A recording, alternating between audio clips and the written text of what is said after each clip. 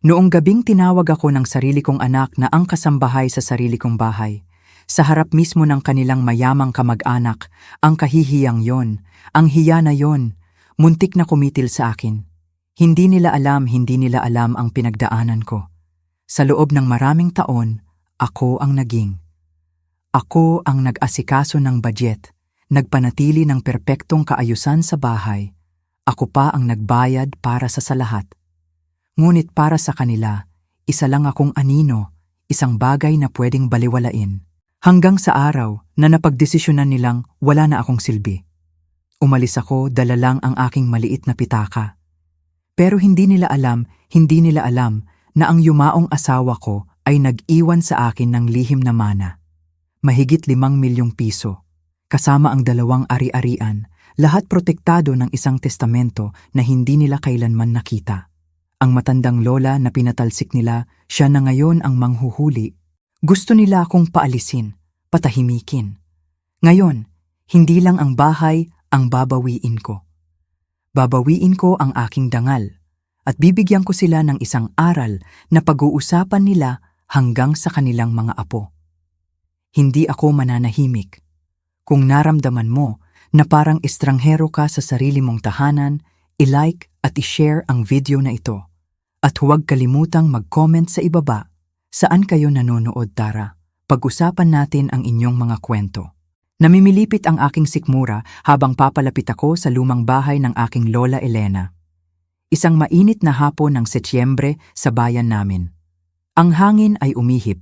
Dala ang mahinang tunog ng mga tikling sa may beranda dati.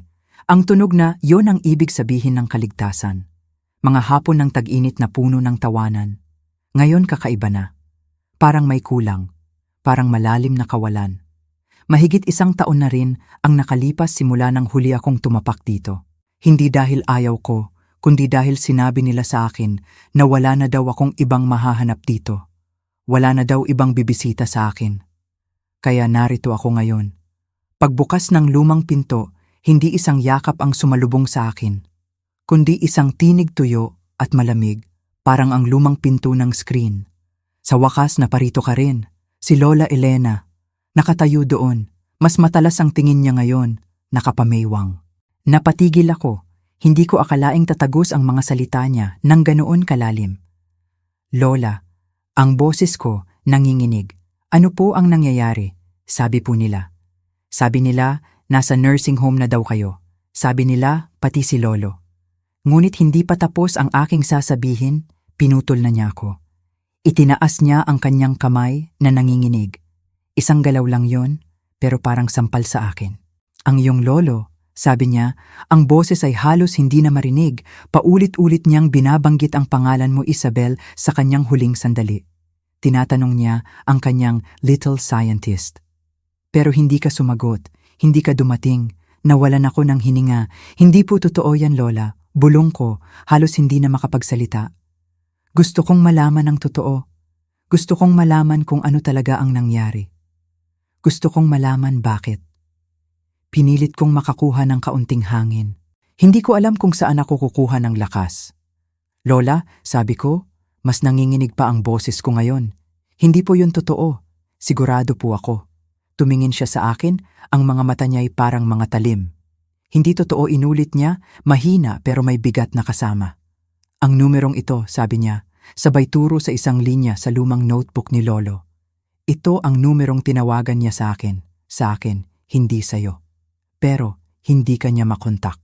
Palagi na lang busy. Sinuklay niya ang kanyang buhok na halos wala na, ang mga daliri niya ay nanginginig. Sinabi nila sa amin na nagbago ka ng numero, na ayaw mo na raw makialam, na gusto mo ng sariling buhay. At dahil doon umalis na kami, iniwan namin kayo, nagtago kami. Alam mo ba kung gaano kasakit yon para sa amin? Naramdaman ko ang pag-ikot ng mundo. Ang mga salitang binitawan niya, ang mga salitang sabi nila. Napagtanto ko na ang lahat ng ito ay isang malaking kasinungalingan. Hindi, Lola, sabi ko, umiling-iling. Ang tibok ng puso ko ay bumibilis. Hindi po yun totoo. Nung unang beses na umuwi ako nitong nakaraang spring break, nandito po ako. Nandito po si Sofia, sabi niya po walang tao. Sa sinabi ko, biglang nanlaki ang mga mata ni Lola Elena. Ang kanyang balat, mas lalo pang pumuti. Parang hinipan ang lahat ng kulay mula sa kanya. Para siyang nakakita ng multo. Wala kang tao, halos pabulong niyang tanong. Pero nandito kami. Palagi kaming nandito, Isabel. Ang mga salita niya'y parang yelo na bumagsak sa akin. Sila ang nagsabi ng mga kasinungalingan. Sila ang naglayo sa akin. Sila ang nagsabing wala na akong ibang mahahanap dito. Niloko nila ako, sabi ko. Ang aking boses ay nagiging mas matatag dahil sa galit. Sila, Lola. Sila po ang nagsabi na lumipat na kayo sa Cedar Ridge. Sila po ang nagsabi na hindi pwede akong dumalaw dahil sa quarantine. Sabi nila mas mabuti na raw na huwag na akong dumalaw para daw makapag-focus ako sa pag-aaral ko. Ang mga labi ni Lola Elena ay bumuka pero walang lumabas na tunog. Ang kanyang mga mata ay malalaki, puno ng pagkabigla. Parang ang hangin ay biglang nawala sa kanya. Sabi nila, ayaw mo raw kaming makita, mahina niyang sinabi, pagkaraan ng mahabang sandali. Sabi nila, may bago ka na raw buhay. At kami, hindi na daw kami kasama doon. Ang tanging lumabas sa akin ay isang mapait na tawa. Mahina, nanginginig, pero totoo. Hindi ko po sinabi yan. Hindi ko po kailanman sinabi yan. Bumalik sa aking isipan ang mga salita ni Lola Elena. Ang pagtawag ni Lolo sa numerong hindi ko ginagamit. Tumingin ako sa kanya, ang puso ko'y tumitibok ng napakabilis. Pakiramdam ko'y nakalutang ako sa ere. Lola, sabi ko, ang boses ko ay mahina, parang bulong na lang. Pwede ko po bang makita ang numero na tinawagan ni Lolo dahan-dahan? Nawala ang pagkabigla sa mukha ni Lola Elena. Napalitan ito ng kung anong pag-aalala o baka pagkalito. Tumango siya at naglakad papasok sa bahay. Narinig ko ang mga yabag niya sa sahig na kahoy. Bawat tunog ay parang martilyo na tumatama sa dibdib ko. Ano na naman ang sasabihin nila sa akin? Anong bagong kasinungalingan ang ihahanda nila? Maya-maya, bumalik siya. Hawak niya ang isang maliit na notebook. Halata na luma na ito. Ang mga gilid ng pahina ay nakatupi na.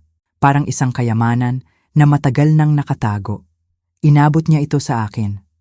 Habang hawak ko ang notebook, nanginginig ang mga kamay ko. Nakita ko agad ang sulat kamay ni Lolo. Ang pamilyar na mga kurba. Ang bawat letra parang kasing linaw ng dati. Nakahinga ako ng maluwag kahit saglit. Pero nang tingnan ko ang pahina, ang numero na nakasulat doon, hindi ito ang numero ko. Kahit kailan hindi ito naging numero ko. Hindi ito ang numero ko, Lola, bulong ko, ang boses ko'y parang napupunit. Pinakita ko sa kanya, ito po ang numero ko mula pa noong high school ako. Hindi ko na po ito binago. Tumingin siya sa numero, tapos sa akin. Ang kilay niya ay nagtagpo. Ang mga mata niya'y tila naghahanap ng sagot, ng kasagutan na hindi niya mahanap. Sinabi nila simula niya, ang boses niya ay bumaba, parang may tinatago. Na nagbago ka raw ng numero nung nagpunta ka sa kolehiyo. Sinabi nila na ayaw mo na raw makialam. Ayaw mo na raw magulo. Na nahihiya ka na raw sa amin. Napatayo ako bigla, ang mga paa ko'y biglang nanghina. Napahawak ako sa rehas ng beranda. Nahihiya ako sa kanila. Ang mga salitang iyon parang mga tinik na tumutusok sa puso ko. Naramdaman ko ang panginginig ng aking mga binti. Tila hindi ko na kayang tumayo. Napahawak ako sa rehas ng beranda, ang lamig nito ay tila pumapasok sa aking mga daliri. Ang mga salita ni Lola Elena, ang mga salitang sinabi nila parang mga bato na bumabagsak sa aking dibdib. Ang aking mga magulang, ang aking kapatid, sila ang nagsabi nito. Hindi po yun totoo, Lola, sabi ko. Ang boses ko ay mas malakas na ngayon, puno ng galit na nagmumula sa kaibuturan. Nung nakaraang spring break, umuwi po ako. Talaga pong umuwi ako. Tumingin ako sa paligid ng bahay, sa mga dingding na saksi sa mga alaala namin. Nandito po ako. Nandito po si Sofia noon. Bumisita po ako. Huminga ako ng malalim.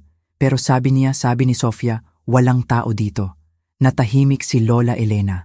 Nanlaki ang kanyang mga mata. Parang hindi makapaniwala sa naririnig niya. Ang kanyang mukha na kanina'y puno ng pagdududa ay napalitan ng purong pagkagulat. Nakita ko ang takot sa kanyang mga mata. Ang takot na tila ba ang lahat ng kanyang pinaniniwalaan ay gumuho. Walang tao, halos hindi na niya masabi, ang boses niya ay parang nabiyak. Opo, Lola, sabi ko, tumatango, pinipilit na panatilihin ang aking tapang. Talaga po. Tapos sinabi sa akin ng mga magulang ko na lumipat na daw po kayo sa Cedar Ridge. Sa isang facility daw po. Itinuro ko ang sarili ko, ang aking noo. Sabi nila, hindi daw po pwede akong dumalaw dahil sa quarantine. Sabi nila mas mabuti na raw po na huwag na akong dumalaw. Para daw po makapag-focus ako sa pag-aaral. Parang may malakas na hangin ang bumayo kay Lola Elena. Nanigas siya. Ang kanyang mga mata ay nakatitig sa malayo, parang hindi makita ang aking presensya. Ang kanyang mga labi ay bumuka naghahanap ng salita na hindi niya mahanap. Ang lahat ng mga kasinungalingan na ibinintang nila sa akin, ang lahat ng mga taon na pinabayaan nila akong malayo sa inyo, lahat pala ay kasinungalingan. Isang malaking, malupit na kasinungalingan. Pagkatapos ng lahat ng iyon ng mga kasinungalingan, nang pagkalito ni Lola, naramdaman ko ang pagod. Pero hindi ko hinayaang manatili doon. Hindi ngayon. Parang may kung anong bumulong sa akin na may kailangan pa akong malaman. May kailangan pang lumabas. Lola, sabi ko, pinilit kong gawing matatag ang aking tinig. Pinapunta niyo po ba si Tita Betty at si Jacob at Sofia tumango, si Lola Elena? Ang kanyang mga mata ay matalas pa rin, pero may kakaibang determinasyon na akong nakikita ngayon. Oo, kailangan nilang marinig ito. Habang naghihintay, kinuha ni Lola ang isang lumang selyadong sobre mula sa isang kahon sa ilalim ng mesa. Ang pangalan ni Lolo David ay nakasulat sa harap. Isang di inaasahang sandali. Tila ang lahat ay huminto. Ito ang huling habilin ni David, sabi ni Lola. Ang kanyang tinig ay nanginginig ng bahagya. Gusto niyang basahin ito kapag dumating na sila lahat. At dumating nga sila. Ang aking nanay, tatay, at si Sofia. Ang kanilang mga mukha ay puno ng pagtataka at sa tingin ko may bahid ng kaba. Hindi nila alam kung ano ang naghihintay. Hindi nila alam ang plano. Nang makuha na ng abogado, si Attorney Reeves, ang sobre, nagsimula siyang magbasa. Tahimik kaming lahat. Ang bawat salita ay parang bumabagsak sa isang madilim na kwarto. Una, para kay Lola Elena, ang pamilya-bahay at isang malaking pondo para sa kanyang pangangalaga at kaginhawahan. Nakinig lang si Lola, walang emosyon, alam niya na. Pero nang mabanggit ang pangalan ko para sa aking apo, si Isabel Dawson, natahimik ang buong silid. Ang bagong tayong research facility kasama ang lahat ng kagamitan, mga karapatan sa intellectual property at pondo para sa patuloy na pag-unlad. Nakarinig ako ng paghuni, isang mahinang paghuni mula kay tatay, ang pagkurap ng mata ni nanay. Pero si Sofia nagbago ang lahat. Ano? Halos pasigaw niyang sabi. Siya, kukunin niya ang research facility. Hindi pwede. At kasunod noon ang huling bahagi ng ari-arian, mga investments. Hahatiin ito sa aking dalawang apo, Isabel at Sofia. Narinig ko ang pagkalansing ng upuan ni Sofia. Tumayo siya agad, galit na galit. Hindi ito tama.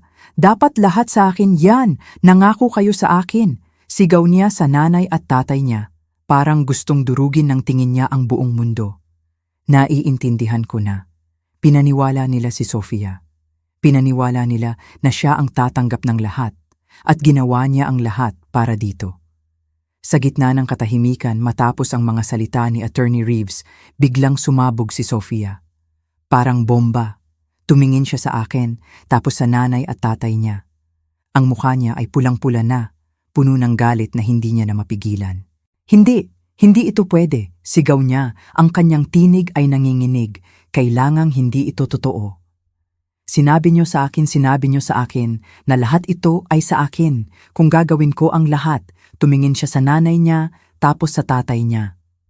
Sinabi niyo sa akin na kung bibisitahin ko siya, kung gagawin ko ang lahat ng gusto niyo lahat ito, ang bahay, ang pera, ang lahat mapupunta sa akin. Bumigat ang bawat salita niya. Parang gustong ibalik ang oras.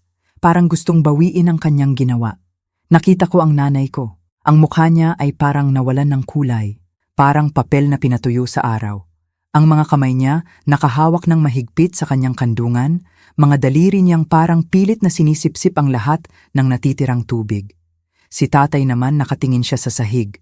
Ang kanyang leeg ay namula. Hindi siya makatingin kaninuman. Alam ko na, sa mga tingin nila, sa pag-iwas nila ng tingin nandoon na. Ang lahat ng yon, ang kanilang pag-amin. Hindi nila kailangan ng salita para sabihin na oo, sila ang nasa likod ng lahat. Sila ang nagplano. Sila ang nagsabi kay Sofia. Sila ang nagtraidor sa akin at kay Lolo. Ang aking mga magulang. Ang aking kapatid. Lahat sila alam nila. At pinilit nila akong maniwala na ako ang may kasalanan. Ako ang masama. Ako ang lumayo. Kayo-kayo ang nagsabi, halos hindi ko na masabi. Ang aking tinig ay nanginginig dahil sa galit at pagkadismaya. Ang katahimikan na bumalot sa silid pagkatapos ng huling mga salita ni Sofia ay mas masakit pa kaysa sa kanyang sigaw. Mas masakit pa kaysa sa mga kasinungalingan. Dahil sa katahimikang iyon, narinig ko ang katotohanan. Ang hindi nila gustong marinig. Ang katotohanan na nagplano sila. Dahan-dahan, naramdaman ko ang pagbabago sa loob ko. Ang sakit ay nandoon pa rin. Pero ngayon, may kasama na itong lakas. Lakas para harapin sila. Lakas para sabihin sa kanila ang lahat. Matapos ang pagbuburstag ni Sofia at ang tahimik na pag-amin ng aking mga magulang, naramdaman ko ang biglang pagbaba ng tensyon sa silid. Tila lahat ay naghihintay. Naghihintay sa susunod na mangyayari. Nakatingin sila sa aking lola. Ngunit si Lola tumingin siya sa akin. Mayroon pa, sabi niya, ang kanyang tinig ay mahinang ngunit may lakas. Gusto ni David na basahin ito. Para sa iyo, Isabel. Inabot niya sa abogado ang isang piraso ng papel. Tila nahuhulog na ang papel, halata na ang katandaan. Ngunit ang sulat kamay ni Lolo David, malinaw pa rin. Malinaw na malinaw. Nagsimulang magbasa ang abogado. Ang kanyang tinig ay kalmado, ngunit ang mga salita ay bumuo ng isang larawan sa aking isipan. Para sa aking mahal na apo, Isabel, nagsimula ang sulat.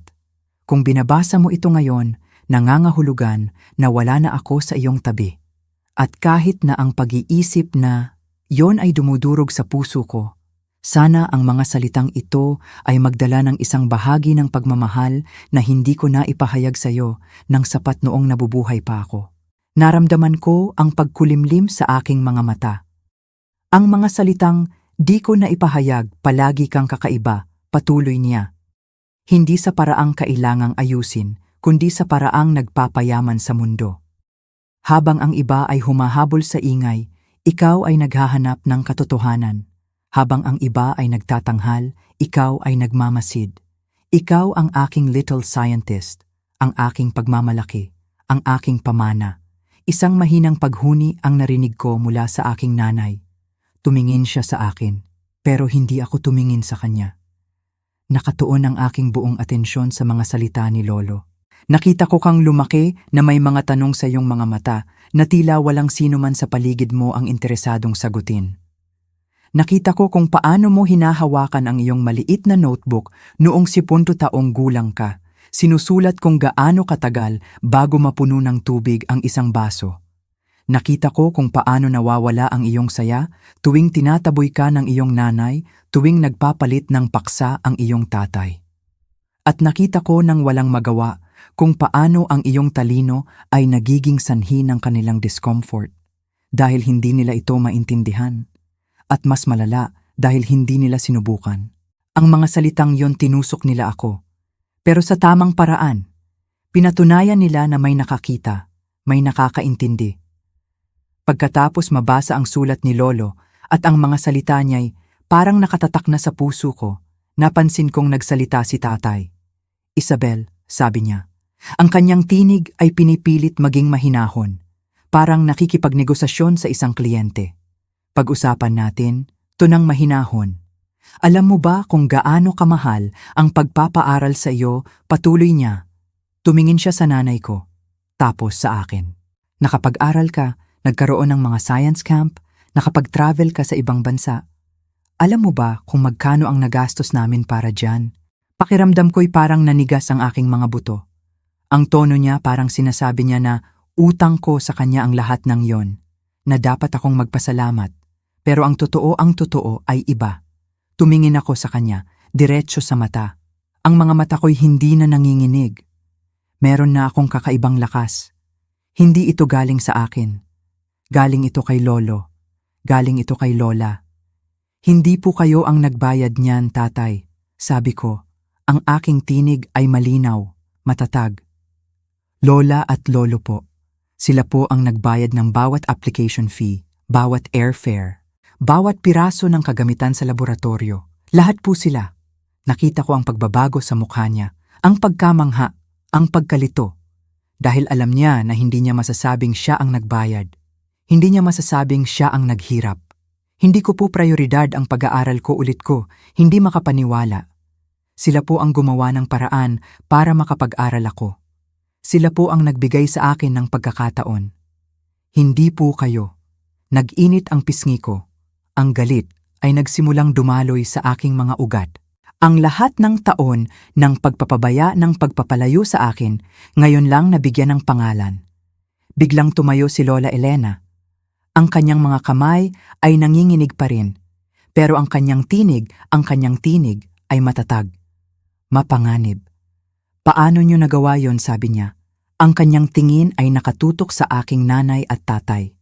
Niloko niyo siya. Pinaniwala niyo siya. Habang siya ay naghihingalo, sinabi niyo sa kanya ang mga kasinungalingan.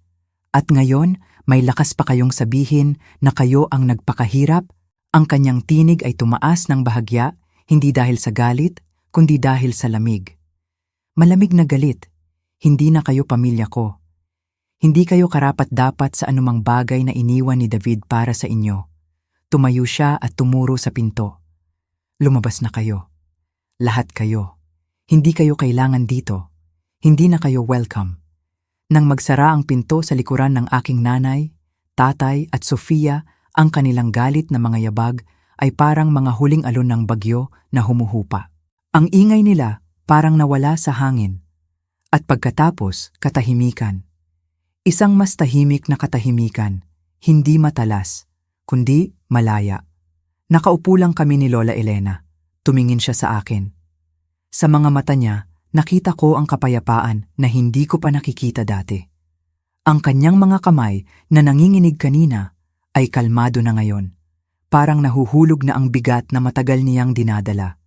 Sa wakas, bulong niya, parang sa sarili lang niya sinasabi. Sa wakas malaya na tayo. At naramdaman ko rin ang paglaya. Hindi lang para sa kanya. Para sa akin din. Parang isang malaking pader na bumagsak. Ang mga tao ng pag-asam ng kanilang pagkilala. Ang pag-asa na mahalin nila ako tulad ng pagmamahal nila kay Sofia. Ang pagod. Lahat yon parang naglaho. Hindi ko na kailangan ang kanilang pagtanggap. Hindi ko na kailangan ang kanilang maling pagmamahal. Alam ko na ngayon kung ano ang totoo. At ang totoo ay mas higit pa sa kahit anong kanilang maibibigay. Tumingin ako sa paligid ng sala. Ang mga lumang muwebles, ang mga litrato sa dingding, lahat ay nandito pa rin. Pero iba na ang pakiramdam. Hindi na ito lugar ng kasinungalingan. Ito na ang lugar kung saan nagsimula ang aking tunay na paglalakbay. Ang lugar kung saan nakilala ako ni Lolo. Ang lugar kung saan nakita niya ako. Lola, sabi ko, ang aking tinig ay puno ng bagong determinasyon. Yung laboratorio po ni Lolo, yung pinagawa niya para sa akin, ngumiti si Lola. Isang ngiti na sumasalamin sa liwanag sa labas. Oh, apo, nandyan pa rin yan. At sayo na yan, naramdaman ko ang init na kumalat sa aking dibdib. Ang laboratorio, ang pangarap ni Lolo, ang lugar kung saan ako tunay na ako. Hindi na ito isang pangako, ito na ang simula ng aking sariling kwento. Ang kwento na hindi na nila kailangang isulat para sa akin. Ang hirap palayain ang sarili mula sa mga kadena ng kasinungalingan.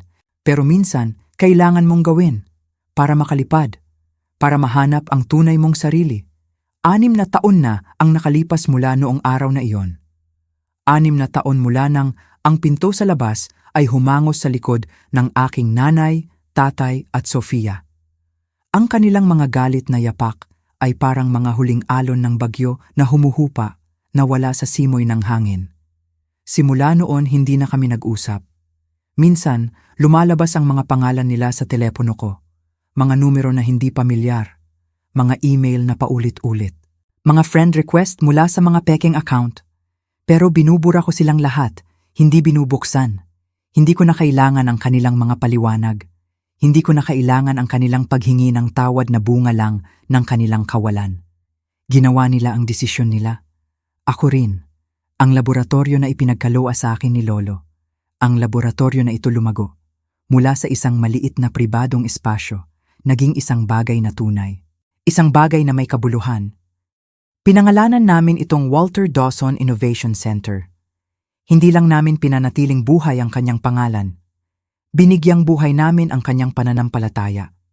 Kami ay nagpakadalubhasa sa mga teknolohiyang pang-agrikultura na sustainable, mga sistema ng micro-irrigation, mga genetics ng pananim na madaling umangkop sa pagbabago ng klima, mga pamamaraan sa pagkontrol ng peste na hindi nakakasira sa kapaligiran. Ang mga bagay na dati nasa gilid lang ng mga science fair, ngayon ay nakarating na sa mga mahihirap na sakahan sa buong estado.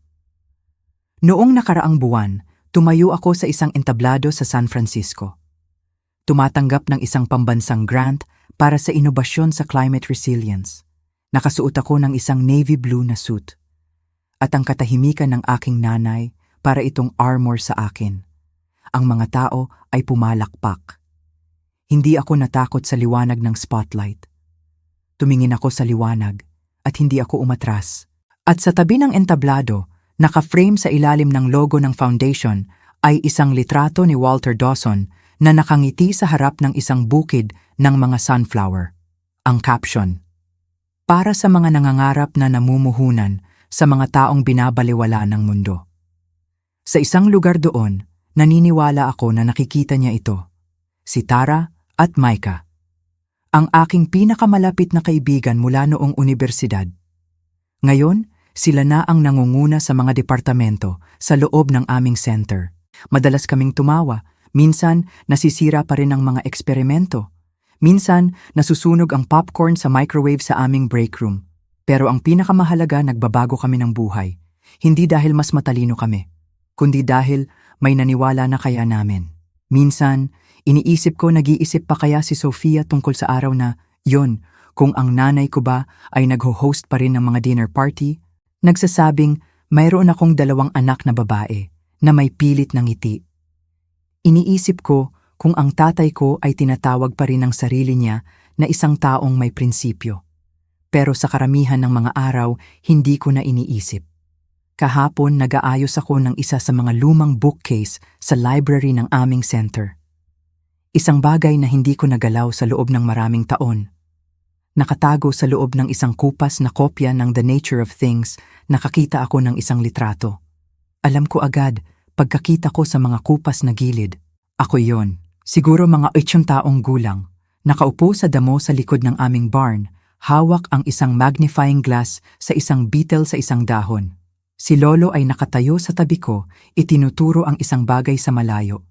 Pareho kaming nakangiti. Sa likod ng litrato sa kanyang maingat, deliberadong sulat kamay nakasulat, "Ang aking little scientist ay babaguhin ang mundo balang araw." Naupo ako doon ng matagal. Hawak ito na parang isang banal na bagay. Dahil ngayon, alam ko na. Tama siya. 6 na taon at narito ako. Hindi na ang batang naligaw. Ngayon, ang Walter Dawson Innovation Center, ang aking laboratory, ay nabubuhay. Ang mga teknolohiyang ito nagbabago ng buhay. Nakatanggap ako ng national grant. Nandoon ako sa entablado, nakasuot ng suit ni nanay. Hindi na ako natatakot sa liwanag. At sa likod ng lahat ng yan, may litrato ni Lolo, nakangiti. Sa likod nito, sulat niya, "Ang aking little scientist ay babaguhin ang mundo balang araw."